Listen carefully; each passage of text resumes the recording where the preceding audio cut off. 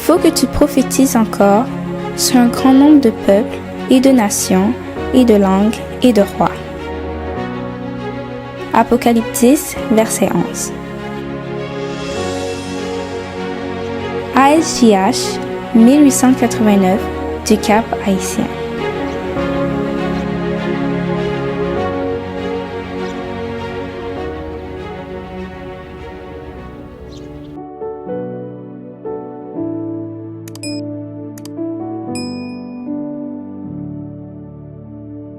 Un législateur bienfaisant. Une citation des témoignages de Sœur Ellen G. White. Néhémie 9, verset 13.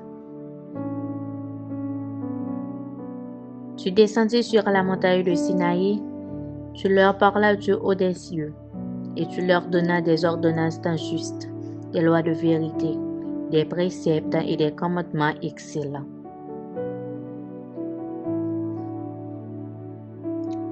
La grâce merveilleuse du grand Jésus se retrouve à travers toutes les périodes de l'histoire sainte où sont racontées ses voies envers le peuple élu.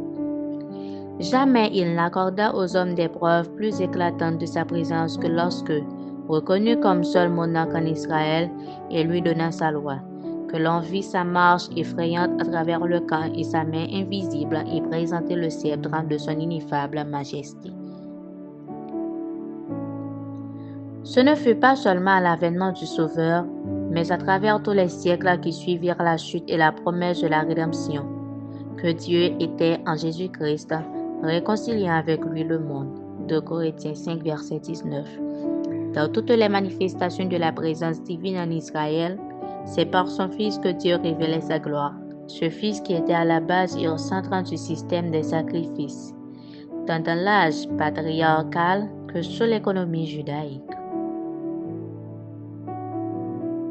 Depuis le péché de nos premiers parents, il n'y a plus eu de communication directe entre Dieu et l'homme.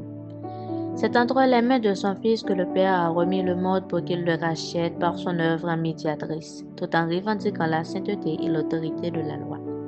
Toutes les relations qui ont été établies entre le ciel et notre humanité déchue ont eu le Fils de Dieu pour intermédiaire. C'est le Fils de Dieu qui fit la promesse de la rédemption à nos premiers parents, et c'est lui qui se révéla aux patriarches.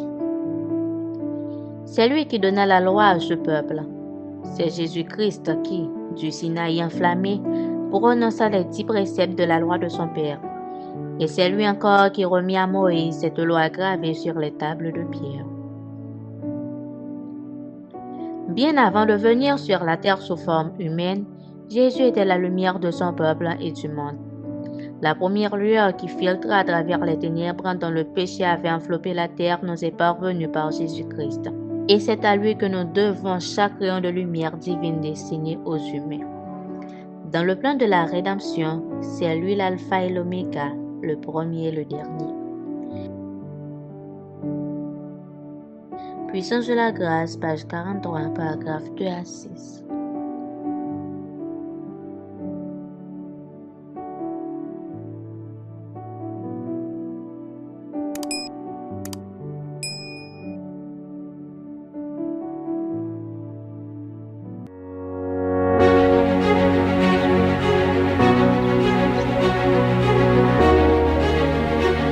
Il faut que tu prophétises encore sur un grand nombre de peuples et de nations et de langues et de rois.